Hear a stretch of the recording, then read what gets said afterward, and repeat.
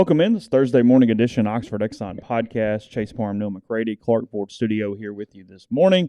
We will jump into our normal Thursday conversation with Jeffrey Wright here in a minute. We'll go over Neal's picks. It's a pretty tight race. I think Neal has a 1-game lead over me, maybe a 3 over Jeffrey, something like that. So pretty close heading into Week 10 of the college football season. Is that what it is?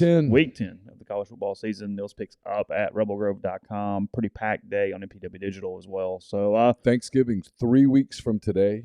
Okay. The Iron Bowl and all those games, 3 weeks from Saturday. November goes super fast. Football season is weird in that way, is that you feel like it just sort of starts and you hit the middle and you look up and go, hell, there's only like 3 weeks left in this thing. I mean, the 12, 13 weeks are not a slow burn at all. It's a pretty rapid pace there. Ole Miss plays 3 games in 12 days, starting next Saturday. That's true. People never talk about it that way. 3 games in 12 days. That's true. You're pretty beaten up at the end of that. For sure.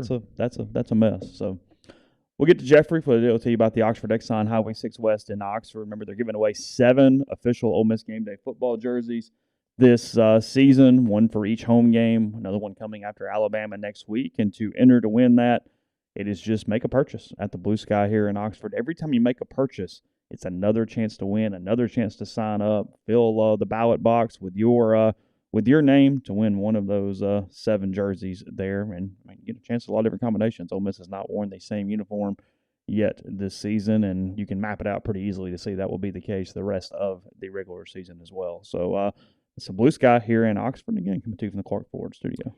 We are. Clark Ford is in Amory, Mississippi. 662-257-1900 is that number. Call it. Ask for Corey Clark. Tell Corey what Ford product you're looking for. He'll send you a quote within 15 minutes in business hours. Right to the bottom line. No hassle, no haggle. You get your quote. The rest completely up to you. You can shop it around, or you can do what I've done. What I recommend that you do. Let's hop into a Clark Ford today. 662-257-1900. Jeffrey Wright will join on the Rafters Music and Food Hotline. Rafters on the Square is the perfect place for your Christmas party or gathering. They can accommodate parties of 10 to 500.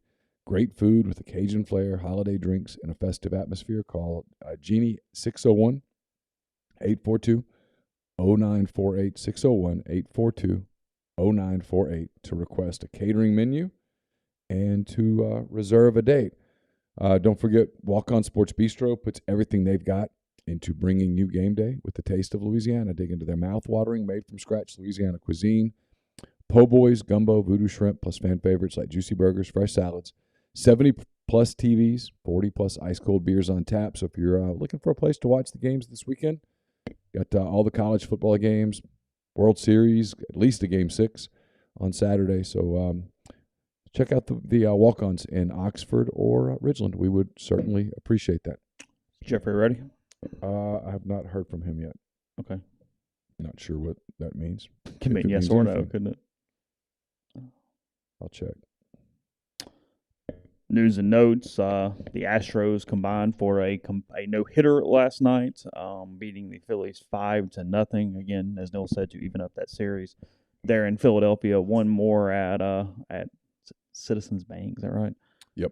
Citizens Bank there in Philadelphia before heading back to Houston for Game 6 and potentially Game 7 on, I guess that would be Monday night. Game 7 will be Sunday. Sunday night for Game 7. So, good series. Not close games for the most part, but an even series at least here heading into. Entertaining. It's fine. I didn't get a chance to watch either of the last 2 games at all. Watched highlights and stuff. I did not know that the no-hitter was going on last night. I watched a couple early innings, and I sort of stopped around the 4th or 5th, I guess. And it's in that thing where I'm just beating up baseball. What I found interesting, I didn't go to ESPN or go to a website this morning, and I had not yet pulled up a couple of the newsletters that I make sure we don't miss obvious topics for the show. But I didn't see a tweet for hours back about the no-hitter. Like, I didn't know it until I went to rebelgrove.com and saw it talked about there. Like, it was not inundated in social media last night.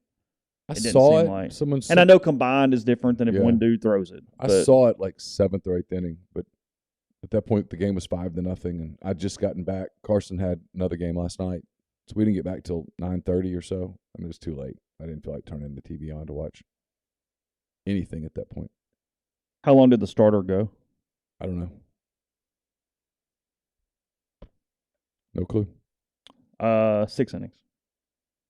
So not even overly close. Best I can tell. He's a young dude, right? Yeah. Mm-hmm. Throws the invisible fastball. Yeah, I mean, that's what we were talking about yesterday. He's getting onto a stage that is quite significant. I say he handled it pretty well. Astros 5 runs on 10 hits in that one. Yeah, I was looking at the box score. I had to pull it up. Yeah, he threw 6, then they went 1-1-1. I don't know what the score was when he left. It was 5-0. The Astros scored all 5 runs in the 5th inning. So 1 of 18 half innings had a run last night. Trying to do something here. I'm trying to call him on Skype, but it's not letting me get the dial pad. Does that make sense? It does. So I might just do FaceTime audio. Okay. He's not in the studio, so last time we did this, they had a hard time hearing him, so maybe we'll get lucky. Okay. He could also call our Skype number. Might be easier, wouldn't it? He could, yes. All right, let me send him that number. Yeah, as mentioned in the thread, the day today, McCready and Siskey, 1 o'clock instead of 2 for that. You'll get Butcher and the spin instructor today as well, and then we'll have hand raise guys tonight at 7 o'clock to close the day. Podcast already in the hopper. I did a People I Sort of Know with Neal Wright. He's the publisher of Nautilus Publishing here in Oxford, and he was the publisher, creator, however you want to put it, of the Ole Miss baseball commemorative photo coffee table book that is out as well. We've done one signing together. We've got some more stuff together as well. So we talked to Neal about that, his past books, and more already up on the site. But a pretty full day on MPW Digital. Yeah, Butcher versus Spin. No Pete show tonight because Ole Miss doesn't play Saturday. We'll get back to that next week. And no player shows this week because of the open week. Hoping to record those again on Sunday and get back into it. Surely.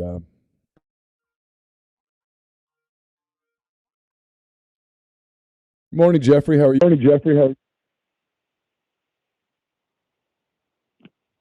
Jeffrey? All right, there we go. Now I don't know what was going on there. Yeah, we're all good. Everybody's all the apps are acting weird this morning, so it is what it is. Oh, awesome! It's one of those days. Yeah, just can't find a dial pad and things like that. And I said, well, this will just be easier. How are you?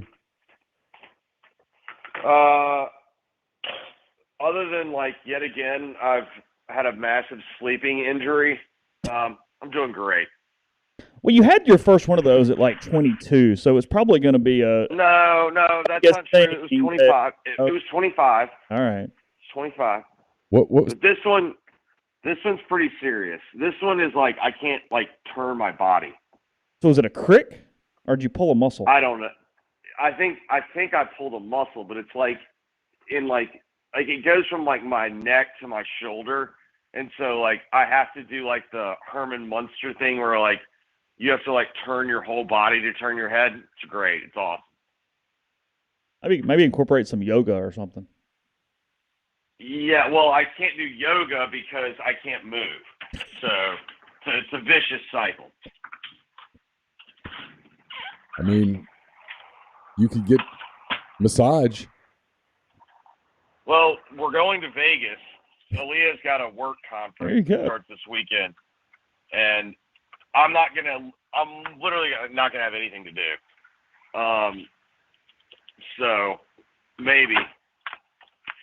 Oh, no. Can you think Hugh's got any contacts in Vegas?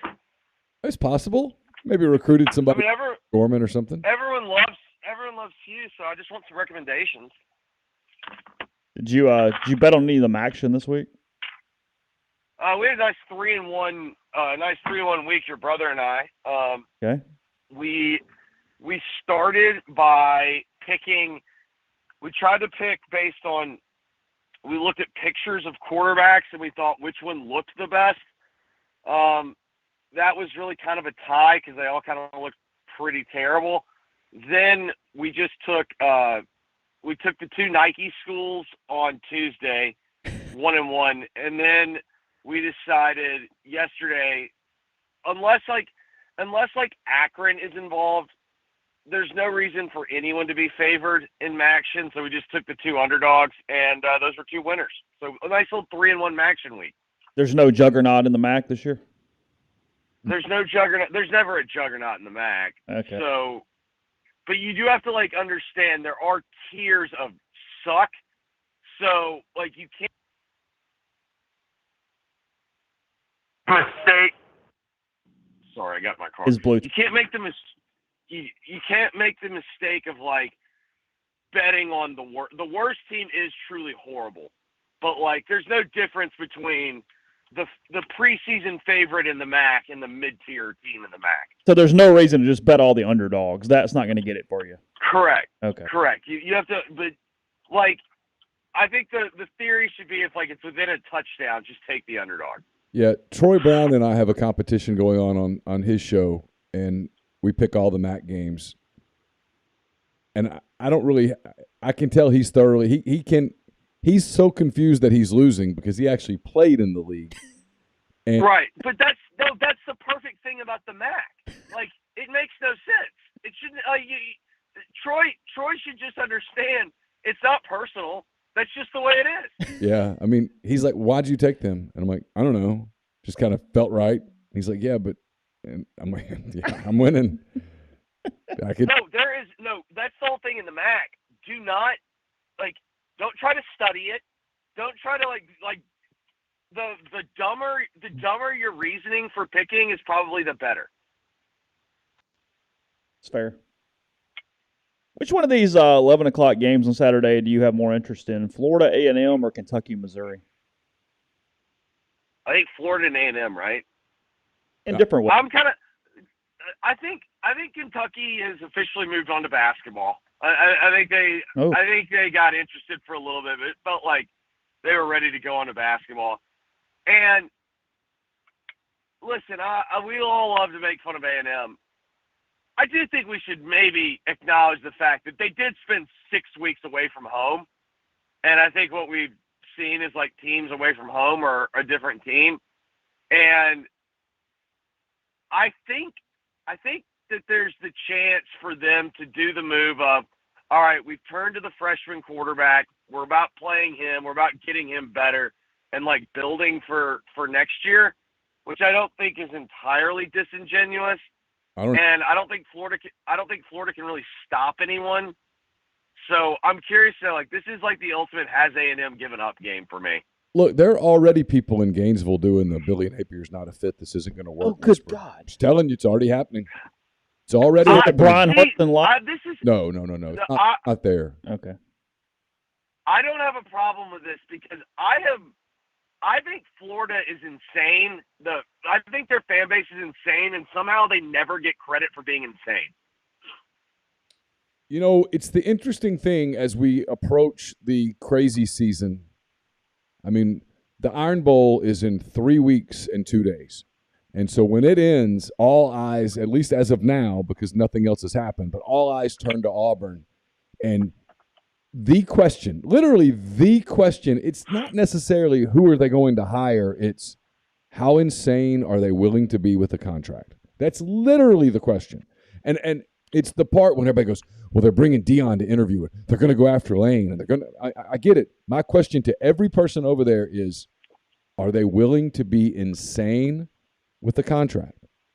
And it's so funny to me because we're a week removed from Andy Staples' incredibly well-researched, well-done story about quoting ADs and stuff going, we got to get control back and all that stuff. Yet here we are. It's November, and November's known for insanity. And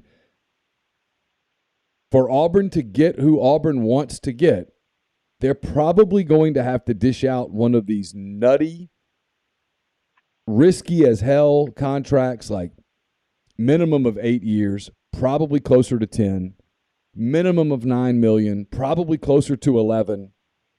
And when I say lion's share, I mean damn near all of it guaranteed. And so if you do that and it ends up not working or it's not a fit, you're just, pardon my language, everybody, but you're effed. you are just beyond screwed. You're effed. Look at Texas A&M. They would love to move on from Jimbo Fisher right now. That job should be super attractive. They, unlike nothing against Ole Miss, but like Ole Miss begging everybody for NIL, Texas A&M is like turning down people for NIL. They've got more NIL than they know what to do with. We can make all the 5-star jokes, but the truth is they can go buy 5-star players. That job should be super attractive right now, but it's not open because they can't afford to buy him out. Well, and like that's the question. Everyone wants to do the Jimbo contract, but shouldn't our definition of insanity, like we can there's plenty to criticize Jimbo, rightfully so, but Jimbo does have a national title, and Jimbo was a sought after coach. Right. Shouldn't our new definition of insanity be the Mel Tucker contract? Sure. It's Tucker, yeah, but how many people did LSU wind up getting the insanity contract for? Jimbo, Tucker, I guess if you count Brian Kelly's contract that he got, they certainly helped Lincoln Riley get the deal he got at USC. Oh, yeah. Probably assisted Lane getting more money at Ole Miss.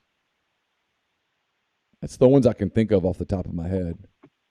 Yeah, and that probably influenced Cristobal getting everything from Miami, right? I mean, I know there's obviously the connection with Ruiz, but I would imagine that helped. I think what happened there was when Knight got involved at Oregon and was like, okay, well, we'll match it. Then Miami went, okay, well, here's the crazy money. Yeah. Yeah. So it's so interesting. I mean, everybody always thinks they're not going to do this, and then we get here, and then they do it. No, I told you. Listen, this ship had sailed when we got to the COVID season, and all of us were just on our hands and knees praying to God that they just played football. And we even promised. We promised. We got on our knees and we said, we promise we will not fire anyone. We are going to be on our best behavior. We're just going to be thankful for football. And literally, as soon as the first game kicked off, we were ready to fire people, including Muschamp. And again, not that some of these people don't deserve to be fired, but that's the problem. And everyone always tries to do the so-and-so is safe. Like here in Memphis, we've got Silverfield, and everyone's trying to do the he's safe. And I always just caution and go, y'all, you're thinking irrationally right now, and he's still got games to play. And maybe he wins them, and maybe he is safe. But there's also, football brain does not kick in during the week. Here's the best analogy that I can give.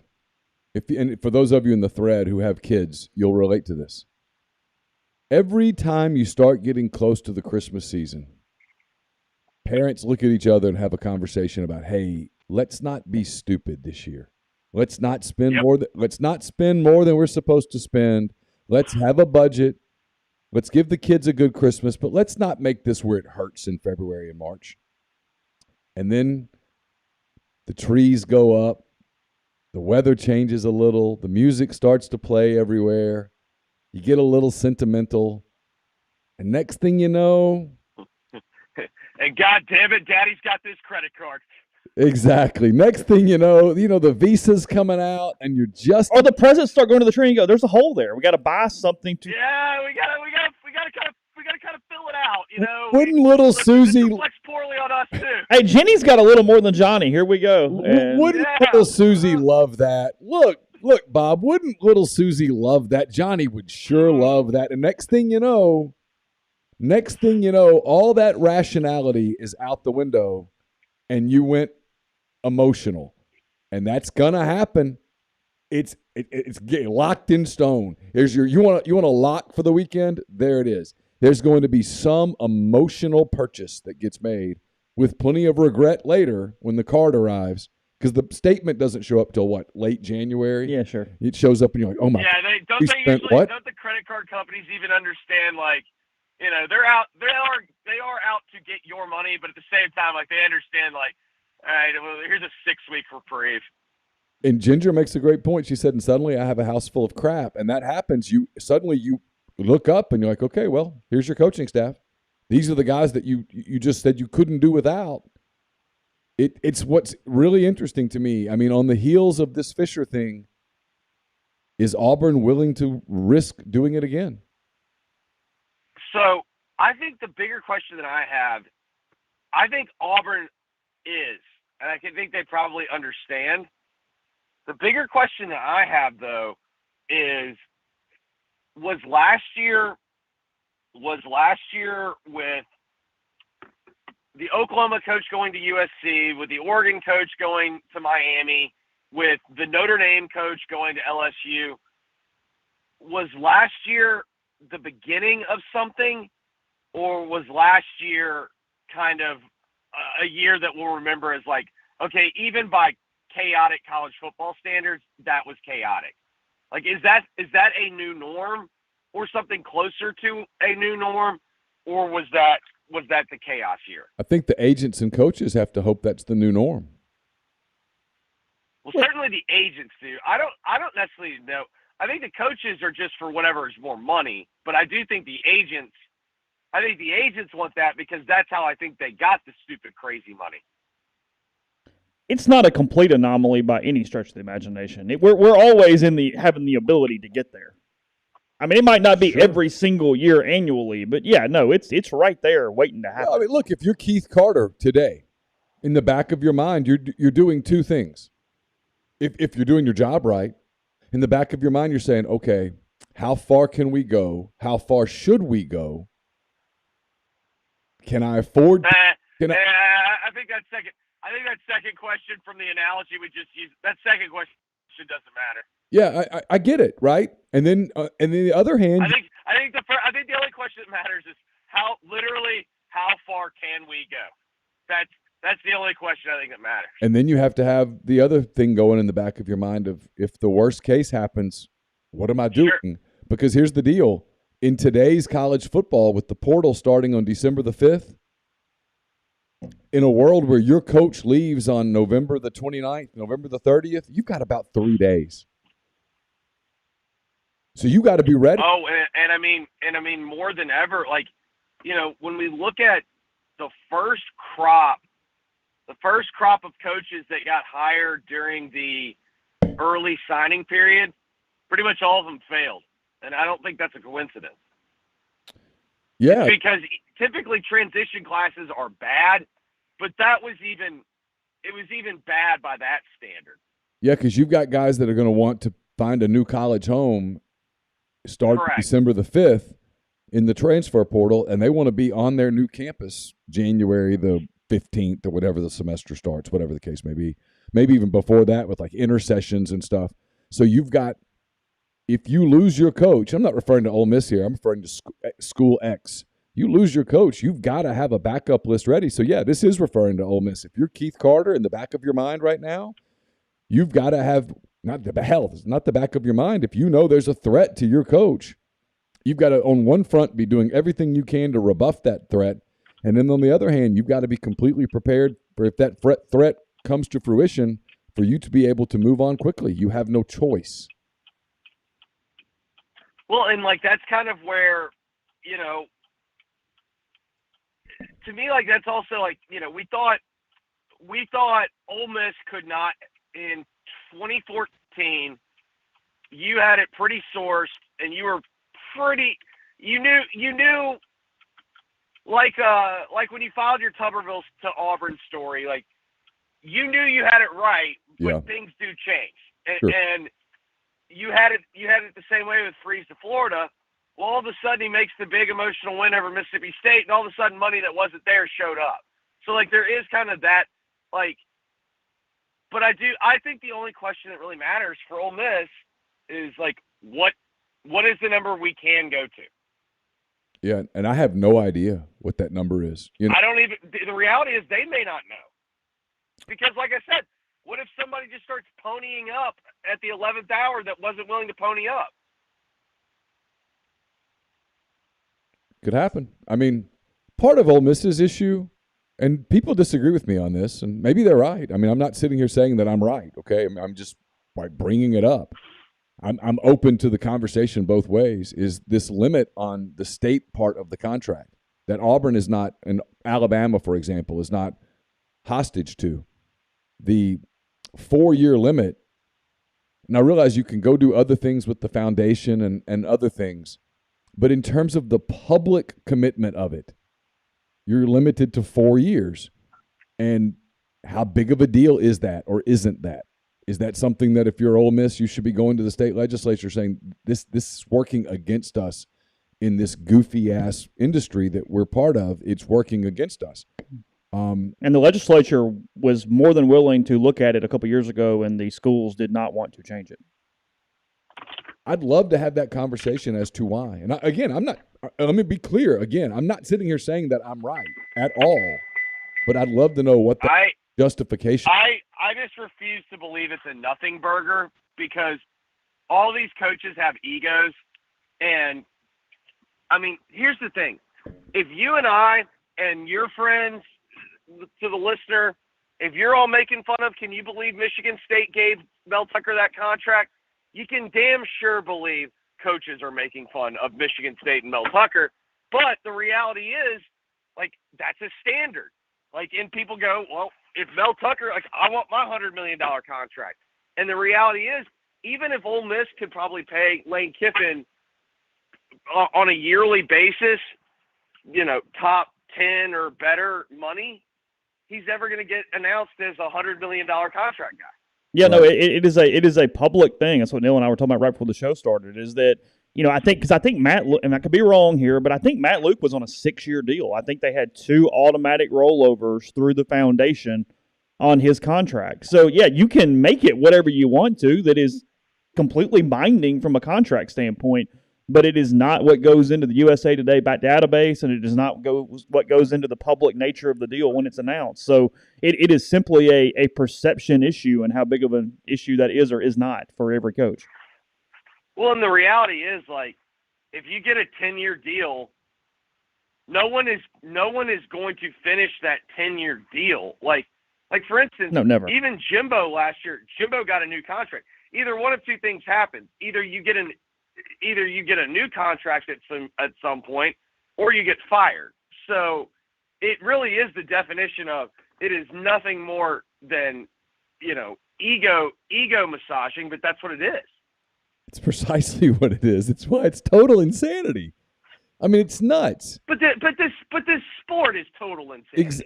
Absolutely, and it's the Christmas analogy. Everyone tells each other, these ADs and stuff, say they sit down at these Destin meetings in late May, early June, and they go, "Hey, we're not doing this anymore. We're not doing this. We're going. We've got to get this under control," and that's great in June. And they head to the beach, and everybody has a Mai Tai or whatever, and it makes perfect sense. And then the season rolls around. And the season brings emotion. Paper loss versus emotional loss are not even in the stratosphere of the same thing. Well, I mean, the other aspect of it is, you know, these ADs can say, like, we're going to tamper it down, we're going to take it back. I mean, how many ADs truly have control? Well, I can tell you the guy that just got hired at Auburn doesn't. Well, I mean, I'll flat out tell you. I'm still, God. Which is what makes that a dumb hire.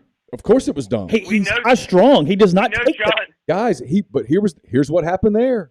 Here's what happened there. They went quietly. The president went and conducted a search. He tried to hire Hunter Yurachek from Arkansas, who said no. He tried to hire Dan Radakovich from Miami, who said no. And all of a sudden, because they weren't going to do the Hartwell thing, because obviously something's wrong with Hartwell. Yeah, sure. I mean, I like John, but something happened, right? It's pretty apparent that scandal got on him to some degree. Sure. It is. It's undeniable at this point. Yeah, so they hit the panic button, and they go hire a commodity that would take it. And they hire John Cohen, and Auburn are an awful fit. It's an awful fit. I'm not going to dive into the reasons why, but trust me, it's a terrible fit. And so now you've got John Cohen is going to parade around like he's conducting a search, and guys, he's not conducting the effing search. And he might do the interview, and he might be the one that sits down and has the coffee with the formality of it all. But he's not going to be the guy who pulls the trigger. And that might work for 3 months, but at some point, John Cohen is going to erupt, because I know John Cohen. Yeah.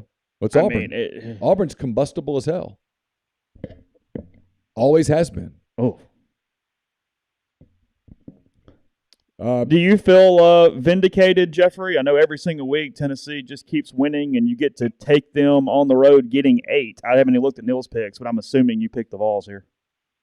I took them to win. I don't know, because to me, I think this could be like very stupid, but it's like I think if Tennessee covers, I think they win, because to me this game really boils down to, is Tennessee able to turn this into the SEC championship game against Alabama, where they can turn it into a shootout? Because if they get into a shootout, maybe I'll be proven wrong, but I just do not believe Stetson Bennett can win a shootout. I think he's going to make a critical mistake at a certain point, and I think I like Tennessee there. But if Tennessee cannot turn it into a shootout, that's where I think Georgia thrives. Like if you look at the Alabama game, in the SEC title game, Jamison Williams, that game didn't even really become a shootout till like the second quarter. And then it became a shootout, and all of a sudden, Georgia's kind of dead in the third quarter. Well, if the game flips like it did at the national title game, where Alabama had opportunities to like really separate and put that away, but they couldn't do it, mainly by not scoring in the red zone, Georgia's going to be just fine. And I think that's really kind of what it comes down to. I think this is a really close game. I think I had Tennessee covering. I picked Georgia to win just because they're at home and blah, blah, blah. But if you told me Tennessee won the game, I'm not even a little surprised. I mean, I just have felt this for a while. They have the 2019 LSU vibe, and it's kind of the same thing. Like they got to go to Georgia, whereas the LSU team had to go to Alabama. Like they had to go and you got to go vanquish your foe on the road. And I don't know, like I don't think this Georgia team, I think they have been the most consistent team, and I think they deserve all the praise that they're going to get. But I don't know, man. Defensively, like I think losing Nolan Smith is a big injury. Yep. I've not been in love with the coverage. The secondary covers, they tackle really well. They do all the credit to them there. They tackle phenomenally. But I kind of went back this week and watched some of that game from last year. Man, what you realize is, I guess if 9 guys get drafted, they are missing some big pieces this year for Georgia. Yeah, of course. I mean, they lost guys who have been impactful as rookies in the NFL. Correct. And so when you lose those, I don't know. I just think, off. Like in the end, I think Tennessee has the better quarterback, and I think the Tennessee offense is the best unit on the field. I think the Georgia defense is the second best unit on the field. Like I don't know. Like give me the team with the better quarterback, and I'm getting a touchdown plus. Like the only fear that I have is that they're just so public. They're just such a public, trendy dog. But then, LSU was the same way in 2019. Georgia, like I said, they're undefeated. They deserve all the credit for navigating it to this point. They've survived a couple of games. They've looked really good a couple times, including in that opener against Oregon. But let's say we, not necessarily this podcast, but in general, we're giving them a lot of credit for last year, talking about the defense. It's nowhere near the same defense as last year, even though it's still good. I mean, you take the G off the helmet, and we're having a different conversation a little bit right now. They're still good, and we're talking about the game, but we're not necessarily talking about it in the same context of you're just trying to absolutely kill this beast that's sitting there in Athens. Well, for me, the bigger deal is I really thought Tennessee would struggle to block Alabama, and they didn't. And when I see Georgia, the biggest difference to me between this year and last year, it's not like a speed problem. It's not anything other than, I just don't feel like they get to the quarterback like they did last year. And, Georgia fans will tell you, well, there's not a pure pass rusher with this group, but this group controls the line of scrimmage. It's like, okay, but you can't control the line of scrimmage. And like last year, they controlled the line of scrimmage and like they moved guys behind the line. So I don't know. I think the Georgia team is very good, and at this point, I'm almost like whoever wins this game, I think, is the national champion. Oh. All right, speaking of, Alabama goes to LSU, 13.5-point favorite. Alabama has not been good on the road yet this year, not one time.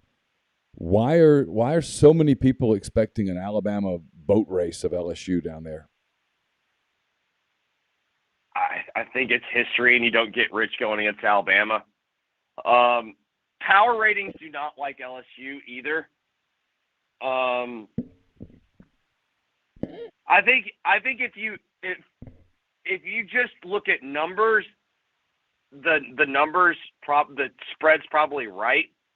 But to me, the bigger deal is I think LSU has consistently gotten better. People that will say a boat race is coming is that LSU's not going to be able to run it on Alabama. So LSU's most effective offensive plan is neutralized. And then what they'll tell you is that Alabama against the LSU second, there were plays to be made for Ole Miss against LSU secondary, but they didn't make them. What they'll tell you is Alabama will make them. I don't buy it. I'm at the point now with Alabama, when they go on the road, they got to prove it to me. I'm the same way. I think I think these next two games, starting with LSU and then including Ole Miss, are super challenging for them. I've been saying it all year. Now, they can win them both, and they'll be obviously favored to win them both. And if you put a gun to my head, I'd bet that they win them both.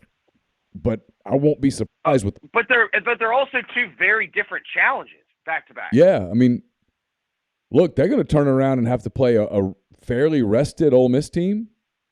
That's going to be a real challenge for them. Well, and I mean, this. I don't know. Like, the question for me is also, like, Bryce Young has been Superman most of this year. Yep. Is he Superman? Perhaps. But, like, there is the thought, like, in the back of my mind, like, he's going to make a mistake or two at some point. Like, even NFL quarterbacks do. Like, he's had to – like, that's the other thing. Tennessee would have blown out Alabama if not for Bryce Young being just absolutely incredible. Oh, there's no – look, if Bryce Young doesn't have a great play in Austin, they lose that game. I mean, they've played with their food for a while. I mean, they were in trouble, not bad trouble, but they were starting to flirt with trouble early in the fourth quarter in Fayetteville. Oh, there's no question.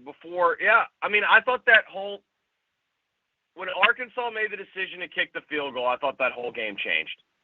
Yeah, but even after that, it's 3rd and 15, backed up in your own. Oh, yeah. I mean, and the quarterback just makes a play, and after that, they kind of controlled it. Yeah, but I mean, I've said repeatedly, I mean, you go through a season and you pick a play here and go, change that play. Like, if the football gods could come down and go, what do you want to see? I mean, that would be one of the plays I might look at and go, hey, let's do something here just for kicks and giggles. It's 28-23. Arkansas crowd's getting back to it. It's 3rd and 15. Alabama's on their own 20-ish yard line. Yeah, he only gets 4 here. Yeah, make it a 4-yard gain. Make them punt on 4th and 11. Let me see what happens the rest of the way. Yeah, just curious. Or how about just have a better play from the 2-yard line if you're A&M? Well, amen. For sure. Yeah, have a better play at the 2. There's those would be a couple of the ones that I'd play out. Like, I mean, there is Alabama does deserve credit because this isn't reality, but there is a universe where they have 3 losses right now. Absolutely, that's what I was literally getting ready to say. There's a world that's not too far removed from where we are, where this is a 3-loss team, and we're talking about this is the back to the full circle, the goofiness. Hey, the dynasty's over. Nick Saban's old. The game has passed him by. We literally would be having that conversation if the kid for Texas, if he goes a little lower and brings Young to the ground, and that's Texas wins, and hey, Texas is back at that moment. And if, hey, football gods, let it be a 4-yard gain, let him punt it. Mm-hmm. And then he punts it, and Arkansas gets it, and maybe Sanders breaks a 60-yard run, and all of a sudden Arkansas is ahead, and that place is goofy, and the backup quarterback loses his cool, and they lose at Arkansas, the conversation we're having today. And then, hell, we're not far removed from a 4-loss team. Texas A&M runs a intelligent play on 4th down. Yeah. Well, we talk about it. Coin flips are one play, and that's a 4-loss Alabama team, and we're going, oh, my God, they're devastated. Are they even going to qualify for the Birmingham Bowl? I know you got to go, Jeffrey, but I'm the only person who picked South Carolina to cover a touchdown against Vanderbilt. Do you think Vanderbilt can win this football game? Yes. Yeah, because wasn't this one of the games last year that was actually pretty close? It was. Very close. So close. And, I mean, the reality is, like, South Carolina is getting a lot of credit for the A&M win, and I'm not saying, like, they don't deserve some credit, but, like, can we apply some context? Like, there was a kickoff return. There were several turnovers that led to even more points. Like, the problem is their offense can't score. That's the issue that I see. And that's why I don't really like them. But does South Carolina have more talent than Vanderbilt and can cover a touchdown? Sure. And if, like, you're kind of abiding by the principle of week to week doesn't matter, then you're probably on the right side. We're giving South Carolina, if you're picking them, a lot of mileage over being up 17-0 on A&M after a special teams touchdown and all kind of crap, and a win over Kentucky without Will Levis. Correct. That's it. That's what we. And also, there some defensive scores in that one.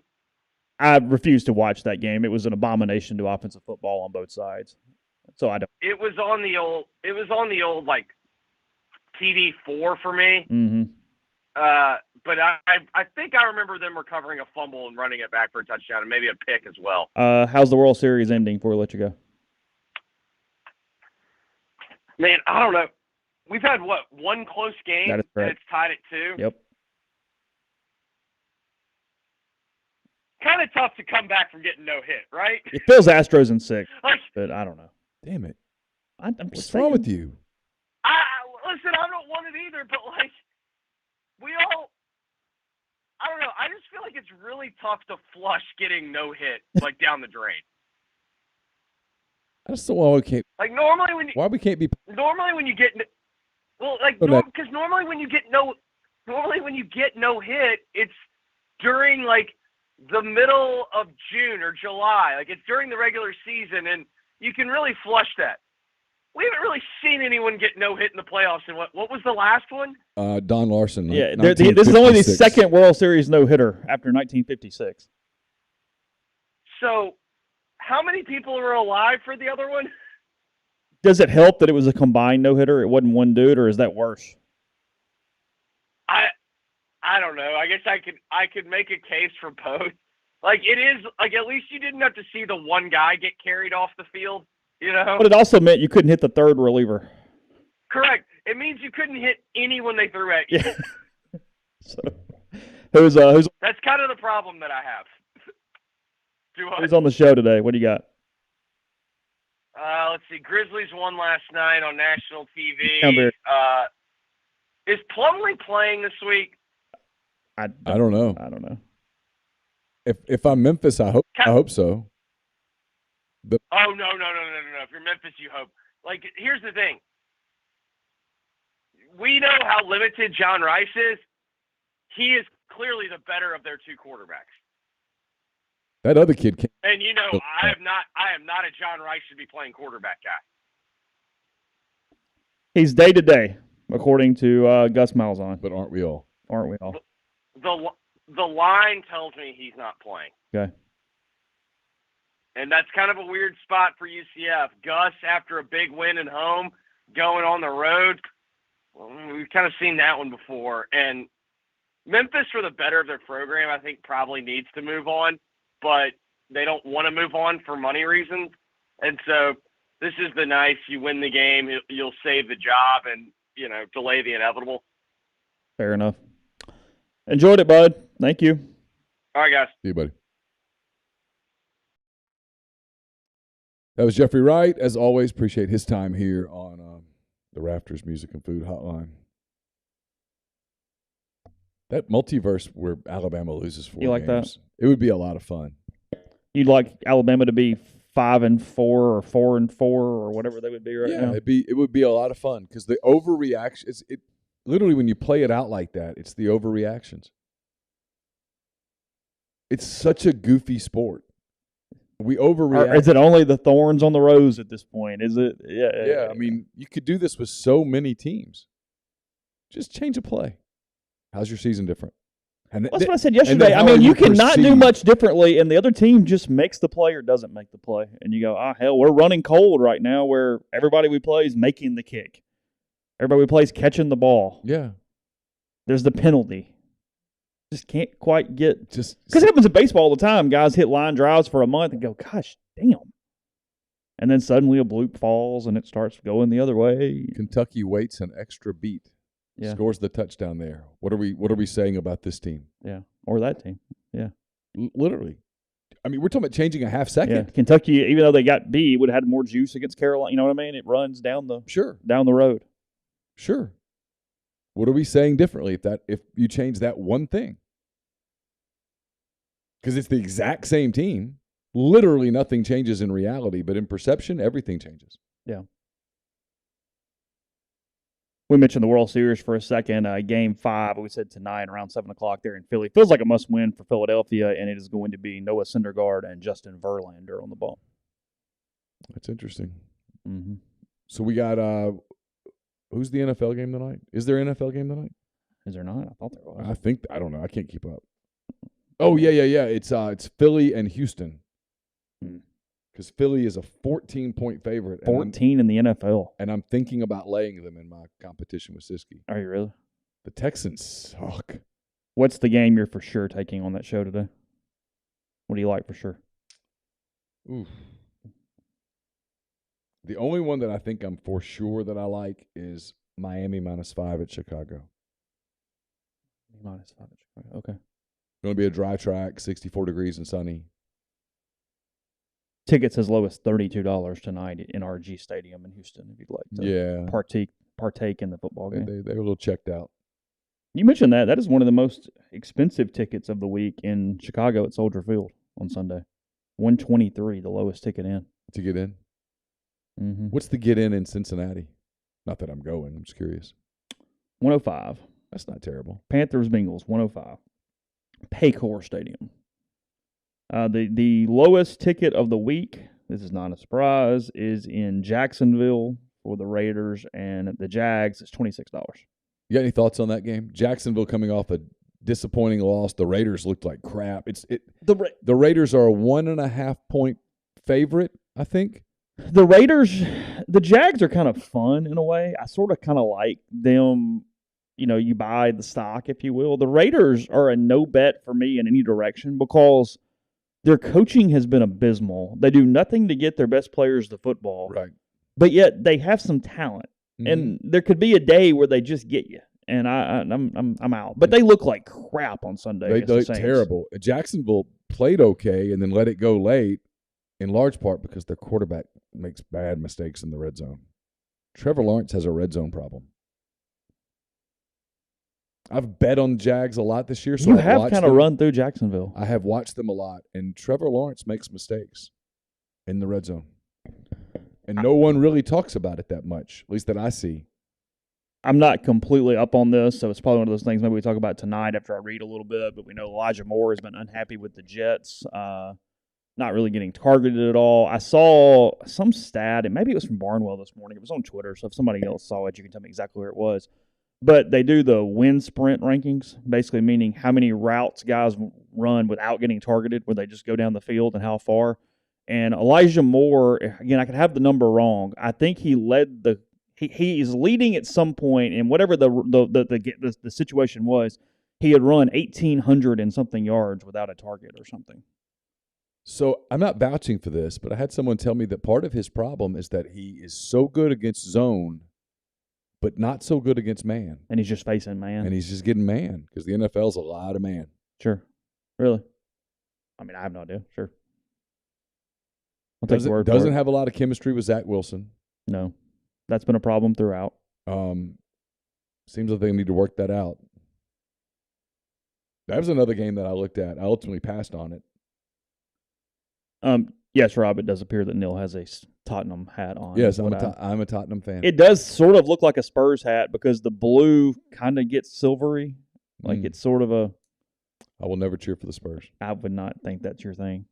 But that shade does start to sort of blend in a little bit on that. By the way, my Thunder... Are they winning? They've won 4 in a row. Oh, God, really? This is not good. Are they a playoff team? They take 10 or whatever it is. Here's the thing. They've got a player in Shai Gilgeous-Alexander who is really good. Beyond really good, starting to play like second, third team All-NBA good. And that's not good. Yeah, they're 4-3. Right now, today, if the season ended, and God knows it doesn't, they would be in a tie with Denver, the Pelicans, and Dallas for 6th. Now, the season does not end today, so it's all good.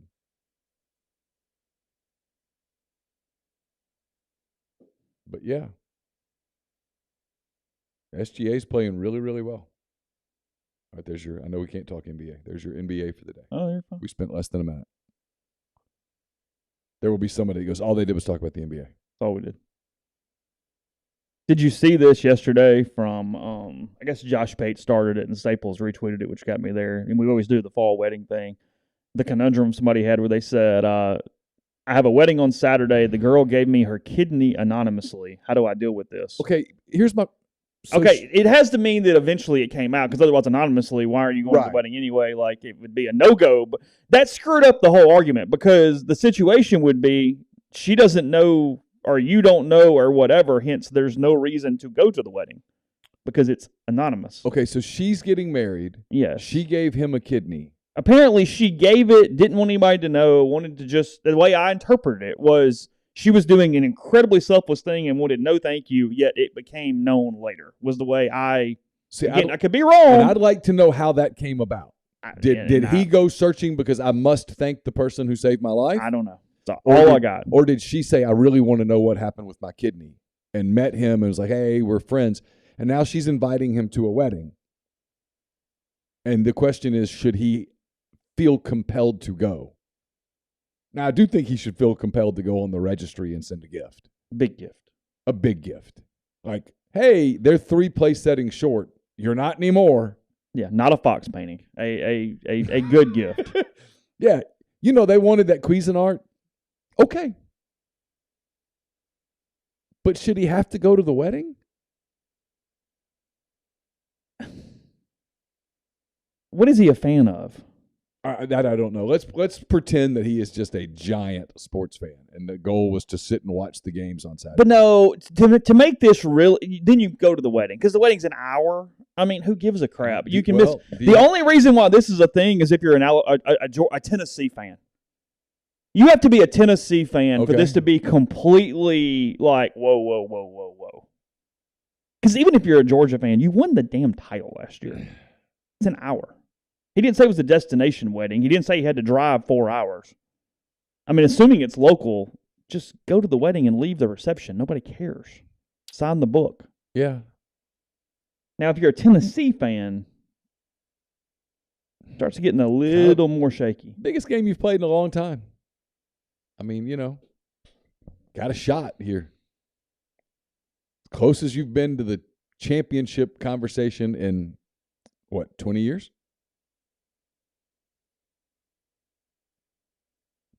Feels big. A lot of people in the stream saying he just needs to go to the wedding.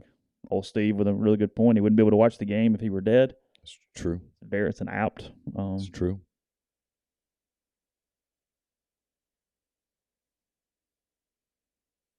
Did you see the news? My hypothetical that I always ask you looks like it might be getting solved. Neal yesterday reporting that Gonzaga is in talks to join the Big 12.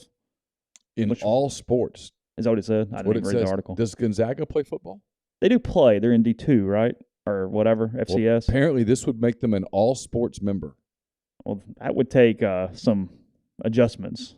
Well, you'd have to, commit a little funding to that. But you'd have suddenly some funding to do it.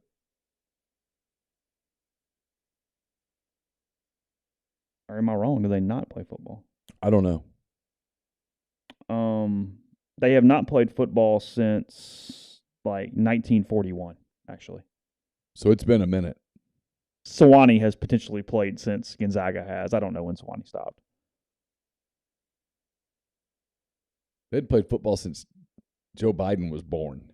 That's correct. Think about that. They did go 134 and 99 all time. And Joe Biden played at Delaware. He played at Delaware State. I mean, he played everywhere.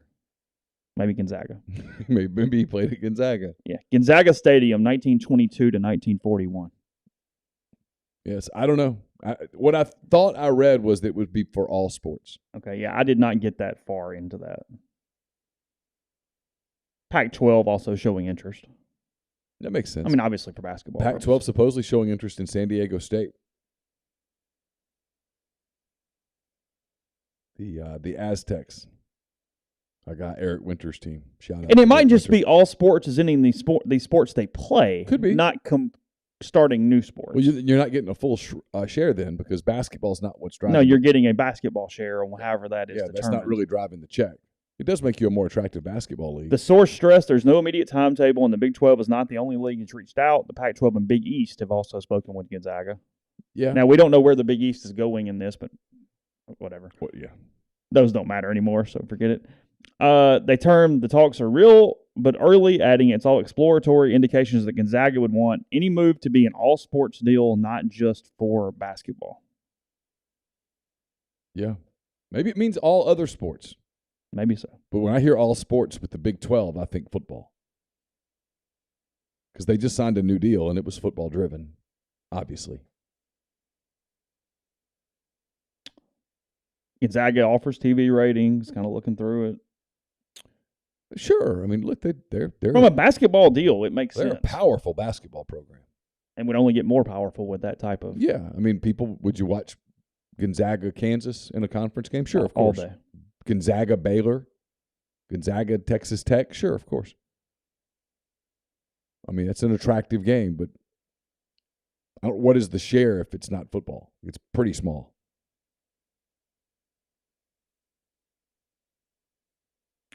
Ken Rosenthal saying he does not believe McCullers was tipping pitches, that he just got whooped. He's got a story out today looking at it. I don't know if I buy that one. There's several videos showing there's some things there that looked...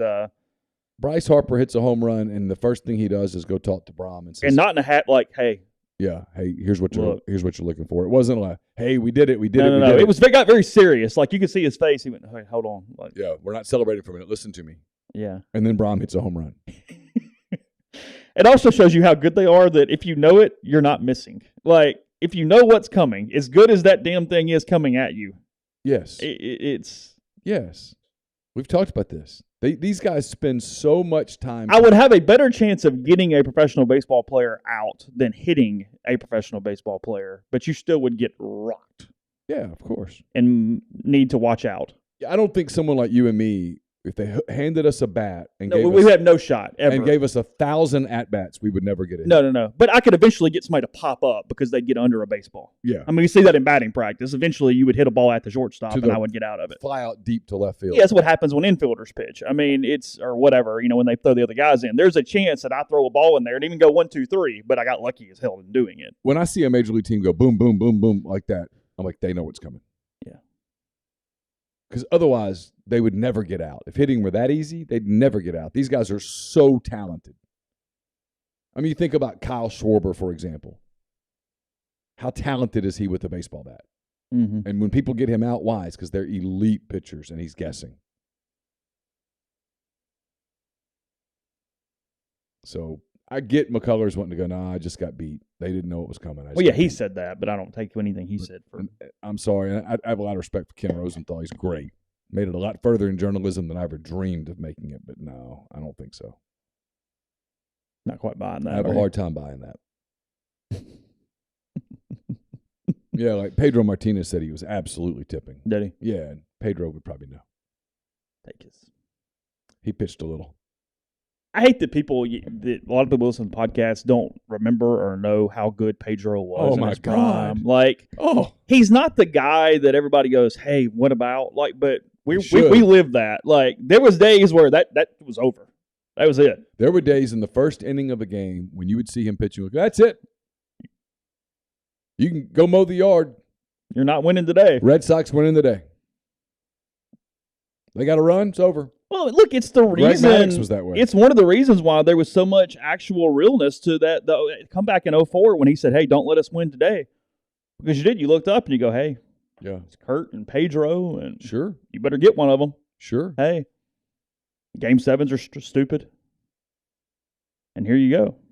What a series that was. That was remarkable as it unfolded. You just thought, "Oh my God." It did not really click. I guess it should have that the NFL game tonight is the same matchup as the World Series. Oh, yeah. It's the Eagles and the Texans. Oh, how about that? Yeah.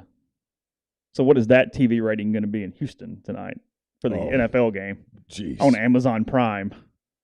Yeah. Baseball's going to go, see, we're back. They might have a shot at, yeah.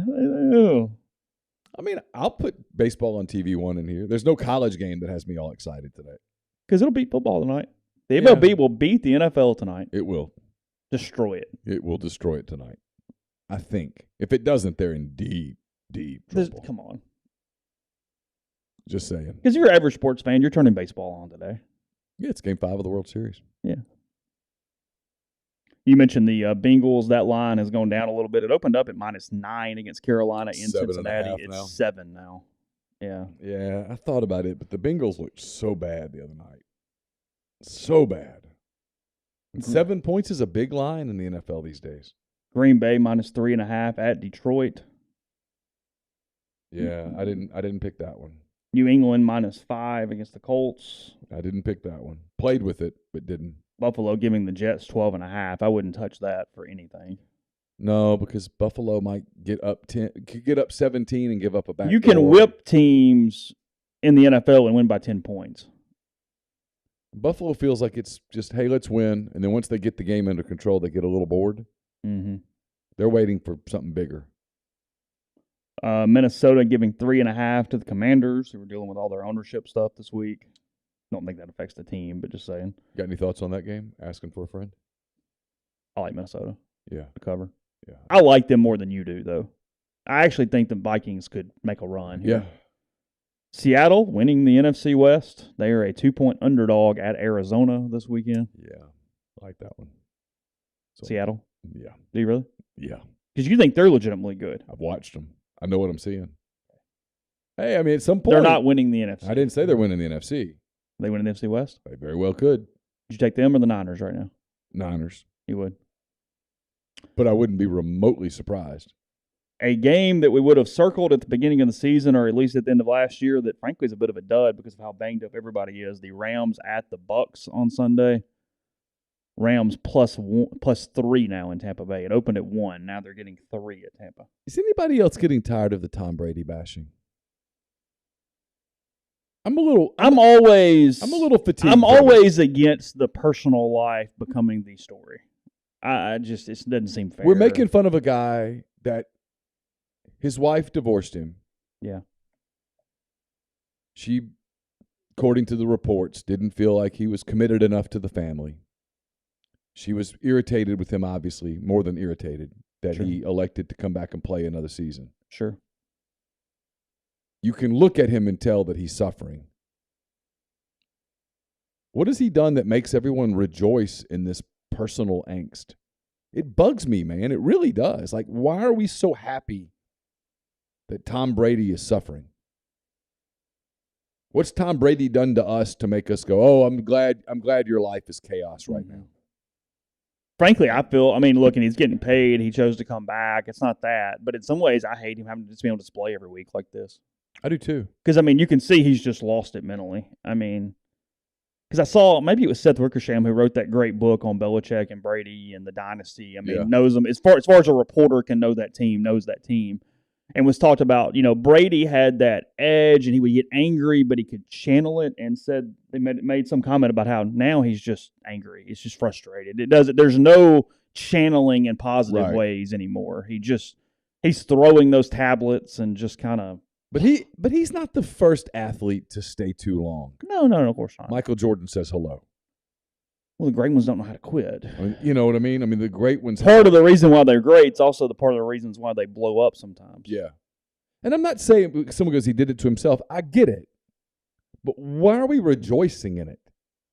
Like, I catch myself watching them kind of feeling sorry for him. Like, hey, man, I'll watch them against the Rams, and I will be cheering for the Bucs. And I think it's just because I just kind of feel for the guy. Mm-hmm. I know he's made millions and all that stuff, and I know he'll be fine, and there will be other women and blah, blah, blah. I get it. But I can still have empathy for the guy. Chiefs minus 12.5 at home against the Titans. It is the Sunday night game that would be competing against the World Series on Sunday night. That's a big line. It's a big line. Game 7 of a World Series. We like championship games. We do.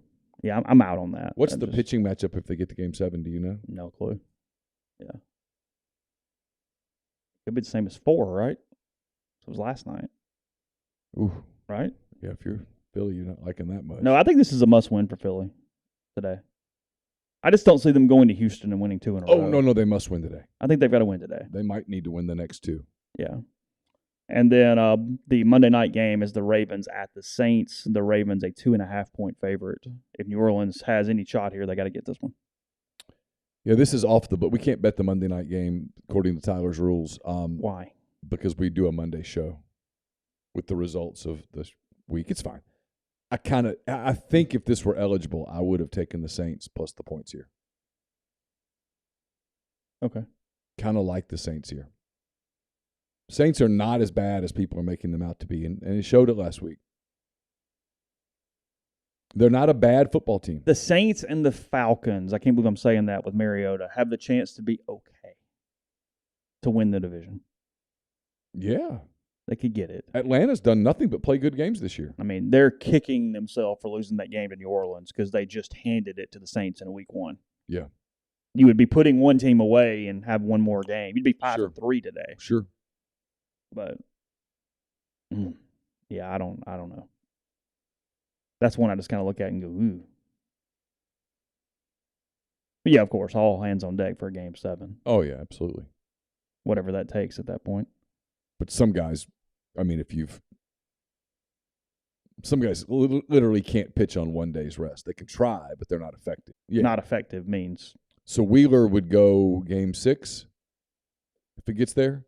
Yeah, I guess. I mean, not going today, so I guess that's the plan. I mean, hold on. It might already be out. Just give me 1 second. We get MLB schedule.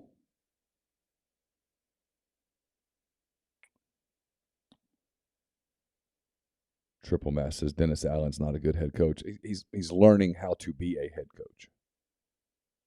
Do what? Dennis Allen, learning how to be a head coach. Wheeler versus Undecided on Saturday, and then obviously we don't have Sunday announced yet. Yeah, big game for Philly because if you win tonight, you hand the ball to Zach Wheeler in Game 6 and go, bring us home. Well, here we go. If you can get to the finish line. Yeah.